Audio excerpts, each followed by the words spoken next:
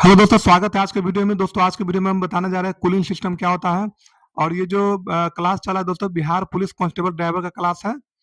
तो ध्यान से देखिए क्या होता है कूलिंग सिस्टम। दोस्तों इंजन का कूलिंग सिस्टम जिसे शीतलन प्रणाली कहा जाता है, इंजन को अधिक गर्म होने से क्या करता है, बचाता है। दोस्तों कोई भी इंजन चलेगा तो वो गर्म हुआ, क्योंकि उस इंजन के अंदर दहन प्रणाली का कार्य होता है। यानी कि जो भी फ्यूल वगैरह है वो जलता है, जलने से इंजन क्या होगा, गर्म होगा, हीट होगा। और उसे जितना हीट होगा तो वो इंजन के लिए प्रॉब्लम करेगा, खराबी करेगा। इसीलिए क्या कहता है, उसको कूलिंग सिस्टम का उसमें प्रयोग किया जाता है। जिसके कारण उसका क्या है, तापमान में, जिसके कारण इंजन के तापमान को क्या किया जाता है, नियंत्रित किया जाता है, कंट्रोल किया जाता है ना, जिससे सब इंजन सफलतापूर्वक क्या करता है, काम कर सके। अब दोस्तों समझिए कूलिंग सिस्टम का कार्य क्या होता है। ये क्या करता है दोस्तों, इंजन को ठंडा रखता है। आप लोग को यही चीज इस तरीके से समझना है कि जैसे मैं कार्य प्रणाली पूछ देवे तो आपको यहाँ बताना होगा कि इंजन को क्या करता है, ये ठंडा रखता है। इंजन के तापमान को क्या करता है, नियंत्रित रखता है। इंजन के पुर्जों का क्या करता है, नुकसान होने से बचाता है। दोस्तों कोई भी पार्ट पुर्जा जो गर्म होगा, हीट होगा, तो उसके अंदर का टेम्पर क्या करता है, खत्म हो जाता है ना। या पार्ट गलना स्टार्ट हो जाएगा, या टेम्पर उसके अंदर खत्म हो जाएगा, तो काम वो सही से वर्क नहीं करेगा। इसीलिए क्या करता है, इंजन के पार्ट पुर्जों को बचाने का काम क्या करता है, ये कूलिंग सिस्टम करता है। और इसके बाद इसमें एक और चीज है कि इंजन को एक निश्चित तापमान का आवश्यकता पड़ता है, जो हम लोग आगे पढ़ेंगे। इसके बाद दोस्तों ये देख लीजिए कि इंजन के पुर्जों का क्या नुकसान होने से बचाता है। और इंजन की दक्षता में क्या करता है, सुधार लाता है। यानी कि जब इंजन का तापमान सही सीमा में रहता है तो यह अधिक कुशलता से क्या करेगा, काम करेगा, जिससे ईंधन का भी क्या होगा, बचत होगा, खपत कम होगा, है ना। इसके बाद दोस्तों यहाँ पे आप लोग समझ लीजिएगा कूलिंग सिस्टम के घटक क्या है, यानी कि किस-किस सिस्टम पर ये काम करता है, क्या कुछ कौन-कौन चीज़ इसके अंदर क्या होता है। तो बहुत सारा चीज़ होता है कूलिंग सिस्टम के अंदर, लगभग 10-12 आइटम होता है। फिलहाल हम 4-5 का ही चर्चा करेंगे जो हमारे लिए बेस्ट है, ज़रूरी है। तो सबसे पहला होता है रेडिएटर होता है दोस्तों। रेडिएटर क्या करता है, हिक्स हीट एक्सचेंजर का काम ये करता है, जो ईंधन को, गर्मी को क्या करता है, हवा में स्थानांतरित करता है। इंजन से जो भी गर्मी निकलता है वो हवा में क्या करता है, स्थानांतरित करता है। इसके बाद क्या करता है दोस्तों, इसमें एक वाटर पंप होता है। वाटर पंप क्या करता है, कूलेंट को इंजन और रेडिएटर के बीच में सर्कुलेट करता है, ये वाटर पंप, है ना। इसके बाद थर्मोस्टेट का क्या काम होता है दोस्तों, तो थर्मोस्टेट इंजन के तापमान को क्या करता है, नियंत्रित करता है। इसी का काम होता है तापमान को नियंत्रित करना, कंट्रोल करना। यह सुनिश्चित करता है कि इंजन एक निश्चित तापमान से ज्यादा गर्म ना हो। यानी कि थर्मोस्टेट का ये काम होता है कि इंजन कितना तक हीट होगा और कितना तक ये इंजन को तापमान के बनाए रखेगा, ताकि ज्यादा हीट ना हो, जिसके कारण इंजन में किसी तरह का प्रॉब्लम ना हो। इसके बाद एक चीज और देख लीजिएगा कि इंजन का जो नॉर्मल तापमान जो होता है दोस्तों इंजन के अंदर, तो वो 90 से 105 डिग्री तक होता है ना, सेल्सियस तक होता है। जो स्कॉर्पियो सहित अधिकांश वाहनों के लिए मानक प्रचालन है कि इतना, सोच लीजिए इतना तो कोई सामान पिघलना जलना क्या होता है, स्टार्ट हो जाता है। फिर भी गाड़ी का इंजन क्या करता है, कूलेंट के सहायता से सबको कंट्रोल किया जाता है, ताकि गाड़ी सही से चल सके। इसके बाद दोस्तों कूलेंट क्या होता है दोस्तों, तो कूलेंट एक तरल पदार्थ होता है, जैसे डीजल होता है, पेट्रोल होता है, उसी तरह से कूलेंट भी होता है, तरल पदार्थ होता है। और ये एक तरह का कूलेंट क्या होता है, जैसे हम लोग जैसे मोबिल वगैरह डालते हैं इंजन में, इसी तरह से कूलेंट भी डलाता है इसको ठंडा करने के लिए। रेडिएटर को, इंजन को ठंडा करने के लिए हम लोग क्या करते हैं, कूलेंट का प्रयोग करते हैं। कूलेंट एक लिक्विड पदार्थ होता है जो गाड़ी में डाला जाता है। आप किसी, हम इसका फोटो भी आपको दिखा देंगे जब गाड़ी का पार्ट सब दिखाएंगे आपको। तो कूलेंट क्या है, एक लिक्विड पदार्थ होता है जो इंजन को क्या करता है, ठंडा करने का काम करता है ना। मार्केट में इजी में मिलता है, हर एक दुकानदार के पास रहेगा, जो भी है जो पाटपुरिया का सामान बेचता है, 2 चक्का 4 चक्का सबके पास कूलेंट मिलेगा आपको। बोतल में आता है ये, रेड कलर में रहेगा, ब्लू कलर में रहेगा, सब कलर का रहता है ये। तो कूलेंट क्या है दोस्तों, कि एक तरल पदार्थ है जो क्या कहता है, इंजन को ठंडा करने के लिए इस्तेमाल किया जाता है। इसी के कारण कूलेंट क्या, यही इसी के कारण ये कूलेंट में डाला जाता है, जिसके कारण क्या कहता है, ठंडा करने का कार्य स्टार्ट होता है। इसके बाद दोस्तों पंखा देख लीजिए, तो पंखा क्या करेंगे, पंखा एक रेडिएटर के माध्यम से हवा क्या करता है, खींचता है, जिससे कूलेंट कूलेंट क्या करता है, ठंडा हवा करने में मदद करता है ना। इसके बाद दोस्तों समझ लीजिए कूलिंग सिस्टम के प्रकार क्या है। सिस्टम का प्रकार समझ दोस्तों, तो कूलिंग सिस्टम 2 प्रकार का होता है, कि एयर कूलिंग होता है, कि लिक्विड कूलिंग होता है। तो एयर कूलिंग में क्या होता है, यह सिस्टम है इंजन की सतहों को ठंडा करने के लिए हवा का प्रयोग किया जाता है, और आमतौर पर छोटे इंजन जैसे कि मोटरसाइकिल और स्कूटर में इसका प्रयोग किया जाता है। क्योंकि मोटरसाइकिल और स्कूटर में कूलेंट नहीं डाला जाता है, ये इसमें एयर कूलेंट का सिस्टम पहले से रखा हुआ था, ताकि हवा उसके अंदर जा सके, इंजन को ठंडा रखे। और लिक्विड कूलिंग का क्या काम है दोस्तों, तो इस सिस्टम में इंजन को ठंडा करने के लिए एक तरल पदार्थ का प्रयोग किया जाता है, जिसे हम लोग कूलेंट कहते हैं ना।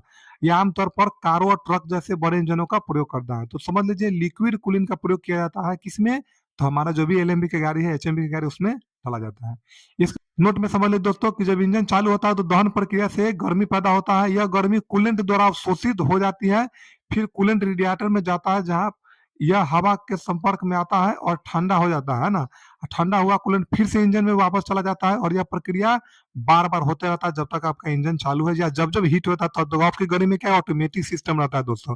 अगर इंजन आपका ठंडा हो जाएगा तो ऑटोमेटिक वो फैन बंद हो जाएगा, फिर इंजन गर्म होगा, फिर वो फैन चालू होगा। तो ये सब सिस्टम ऑटोमेटिक रहता है। इसके बाद मेरा नेक्स्ट चैप्टर क्या है दोस्तों, पोल्यूशन के बारे में हम लोग समझेंगे कि पोल्यूशन क्या होता है। देखिए इस चैप्टर से एक-एक क्वेश्चन तो जरूर ही आएगा, 1 से 2 क्वेश्चन इसमें आने का संभावना है। यहाँ से देख लीजिएगा, और कूलेंट से तो क्वेश्चन आएगा ही एक न एक क्वेश्चन, और पॉल्यूशन से भी क्वेश्चन आपको आएगा। देख लीजिए दोस्तों, पोल्यूशन क्या होता है समझ, तो प्रदूषण पर्यावरण में हानिकारक पदार्थों या ऊर्जा के प्रवेश को कहते हैं। या प्रदूषण प्रकृति या मानव जनित हो सकता है। प्रदूषण 2 प्रकार का होता है, एक प्रकृति हो सकता है या एक मानव जनित हो सकता है ना। प्रदूषण के कारण पर्यावरण में अवांछनीय परिवर्तन होता है जो जीव जंतु और परिस्थिति तंत्र के लिए क्या होता है दोस्तों, हानिकारक होता है। पोल्यूशन होगा तो सभी के लिए हानिकारक, हमारे स्वास्थ्य पर इसका सीधा प्रभाव पड़ता है। प्रदूषण का प्रकार समझ लीजिए दोस्तों, किस किस प्रकार से प्रदूषण होता है। तो सबसे पहले क्या है दोस्तों कि वायु प्रदूषण होता है। तो वायु प्रदूषण में हानिकारक गैस, धुएं आदि क्या कहते हैं, मिलना होता है। वायु प्रदूषण में क्या होता है दोस्तों, जैसे गैस हो गया, धूल कण हो गया, ये सब मिलता है वायु प्रदूषण में। जल प्रदूषण में कहते हैं पानी में हानिकारक रसायन मिलना, है ना। औद्योगिक कचरा होता है, जैसे कहीं भी कुछ देखिएगा, जैसे किसी फैक्ट्री से जो भी कचरा वगैरह निकलता है वो पानी में क्या किया जाता है, उसको बहा दिया जाता है। तो इससे क्या होता है, पोल्यूशन फैलता है। या किसी भी तरह का कचरा हम लोग डाल देंगे पानी में तो वहां से पोल्यूशन फैलेगा ही फैलेगा। इसके लिए सरकार बहुत सारा योजना स्कीम चला रही है कि ताकि हम लोग को पानी का प्रदूषण होने से हमें बचाना है। ठीक है। इसके बाद भूमि प्रदूषण क्या होता है, तो मिट्टी में हानिकारक रसायन, कचरा, प्लास्टिक डालने से क्या होता है दोस्तों, तो भूमि प्रदूषण होता है। जैसे रसायन का मतलब खाद्य पदार्थ ज्यादा आप लोग डालते हैं, जरूरत से ज्यादा आप लोग डालते हैं, यूज नहीं करना। फिर कचरा है, प्लास्टिक जो होता है कभी खत्म नहीं होता है, ये गलने वाला पदार्थ नहीं है, तो इससे भूमि प्रदूषण में क्या होता है, बढ़ोतरी होता है। इसे भी हम लोग को कंट्रोल करना चाहिए, रोकना चाहिए। इसके बाद ध्वनि प्रदूषण होता है, तो तेज आवाज, शोरगुल से क्या होता है, ध्वनि प्रदूषण होता है। ये सब ज्यादातर ये ध्वनि प्रदूषण गाड़ी से होता है या बड़े बड़े फैक्ट्री, बड़े बड़े मशीन से होता है। इसके बाद रेडियोधर्मी प्रदूषण होता है दोस्तों, तो परमाणु कचरा, विकिरण के आदि क्या होता है, रेडियोधर्मी प्रदूषण होता है। इसके बाद प्रकाश प्रदूषण होता है दोस्तों, कृत्रिम प्रकाश की अधिकता होता है, जैसे बल्ब, लाइट, इससे भी प्रदूषण फैलता है। प्रदूषण के कारण समझ लीजिए दोस्तों क्या कारण होता है, तो औद्योगिक गतिविधियों से निकलने वाला कचरा, धुआं, वाहनों से निकलने वाला धुआं, है ना।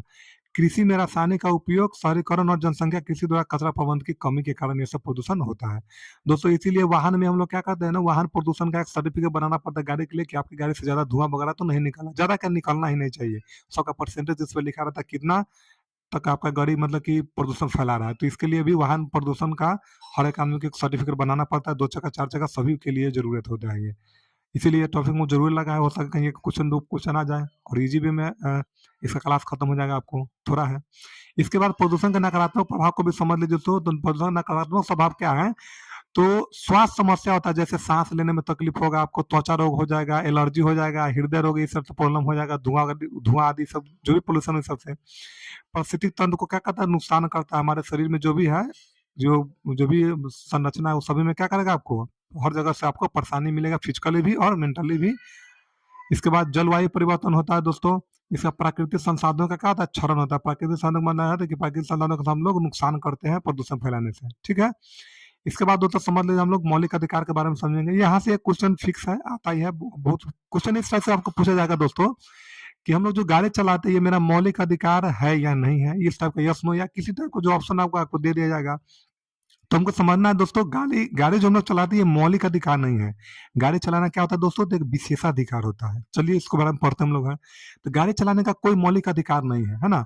गाड़ी चलाना एक विशेषाधिकार है जिसे लाइसेंस प्राप्त कर सके और सड़क नियमों का पालन करके हासिल किया जा सकता है। यानी कि कोई भी आदमी जो लाइसेंस अगर रख लिया गाड़ी के बारे में, जिसको सड़क के नियम पर यानी कि ट्रैफिक रूल के बारे में जिसको पता है, वो आप गाड़ी चला सकते हैं। ऐसा नियम भारत में है। भारतीय मोटरसाइकिल वाहन 1988 के अनुसार सड़क पर वाहन चलाने के लिए क्या जरूरी है, आपको लाइसेंस चाहिए, वाहन का रजिस्ट्रेशन सर्टिफिकेट चाहिए और बीमा होना, या गाड़ी से जो भी रिलेटेड पेपर है वो होना चाहिए। आप गाड़ी चला सकते हैं, इसके लिए कोई भी प्रॉब्लम नहीं है। मौलिक अधिकार समझ दोस्तों क्या होता है, यही डिफरेंस आपको समझाना था इससे। मौलिक अधिकार क्या दोस्तों, तो मौलिक अधिकार वे अधिकार है जो संविधान द्वारा व्यक्तियों को दिया जाता है। यानी कि ऐसा अधिकार जो संविधान, यानी कि हमारे जो संविधान बना है भारत में, तो उसके द्वारा व्यक्तियों को दिया जाता है ना। और सरकार उसका उल्लंघन नहीं कर सकता है। इसको बोला जाता है मौलिक अधिकार। इसके लिए क्या क्या है दोस्तों, तो आगे समझ लीजिए। इसके बाद गाड़ी चलाने का जो अधिकार है, विशेषाधिकार क्या होता है समझ लीजिए। गाड़ी चलाना एक विशेषाधिकार है, न कि मौलिक अधिकार है। इसका मतलब है कि सरकार को यह तय करने का अधिकार है कि किसे गाड़ी चलाने की अनुमति दिया जाए, है ना। और किसे नहीं दिया जाए। जैसे भी विकलांग पर्सन को गाड़ी नहीं चलाना है, अंधे व्यक्ति को गाड़ी नहीं चलाना है, यानी कि अगर फिजिकली डैमेज है या मेंटली डैमेज है तो वो गाड़ी नहीं चला सकता है, ऐसा सरकार का अधिकार है।